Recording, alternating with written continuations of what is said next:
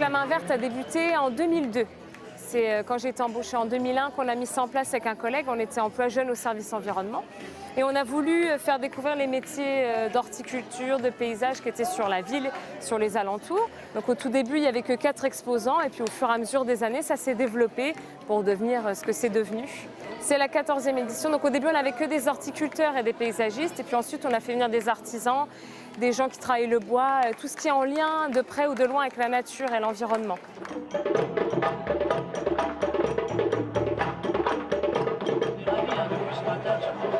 Les bijoux également. Aujourd'hui, on a la chance d'avoir non seulement le beau temps, mais aussi une vingtaine de commerçants qui sont présents. Pour créer de la vie, pour créer de l'animation sur la manifestation, on propose à nos visiteurs plusieurs choses. Il y a le stand des petites mains vertes pour les enfants où on a des activités manuelles.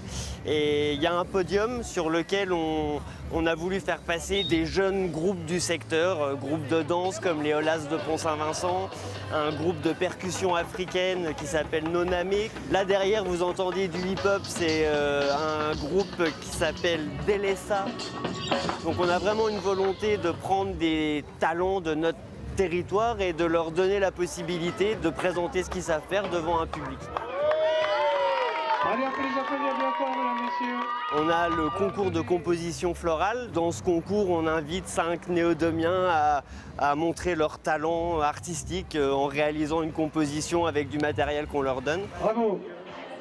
L'idée dans nos manifestations, c'est toujours d'essayer de créer de la vie et de ne pas oublier les personnes qui sont un peu plus dans la difficulté. C'est pour ça qu'on travaille souvent avec le Secours populaire français qui est présent aujourd'hui sur notre manifestation.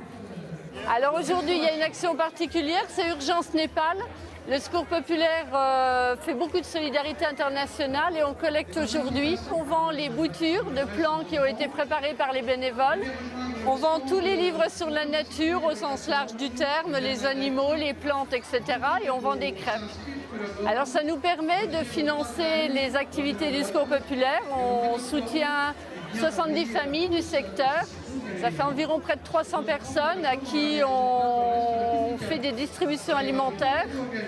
On finance les vacances pour les enfants. Voilà.